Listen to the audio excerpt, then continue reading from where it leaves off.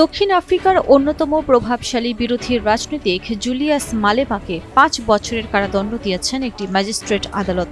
বৃহস্পতিবার ১৬ এপ্রিল আদালত তার বিরুদ্ধে এই রায় ঘোষণা করে। ২০১৮ সালে পূর্ব কেপ প্রদেশের একটি স্টেডিয়ামে রাজনৈতিক সমাবেশে রাইফেল দিয়ে আকাশে গুলি ছোড়ার ঘটনায় তার বিরুদ্ধে এই মামলা হয়। আদালত তাকে অবৈধ আগ্নেয়াস্ত্র রাখা এবং জনসমক্ষে অস্ত্র ব্যবহার সহ মোট ৫টি অভিযোগে দোষী সাব্যস্ত করে।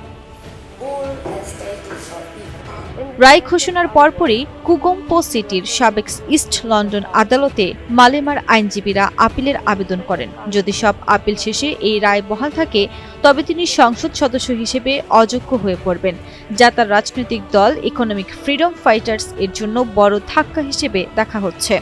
বর্তমানে দক্ষিণ আফ্রিকার চতুর্থ বৃহত্তম দল ইএফএফ তরুণদের মধ্যে বিশেষভাবে জনপ্রিয়, যারা বর্ণ বৈষম্য ও অর্থনৈতিক অসমতার বিরুদ্ধে ক্ষোভ প্রকাশ করে আসছে।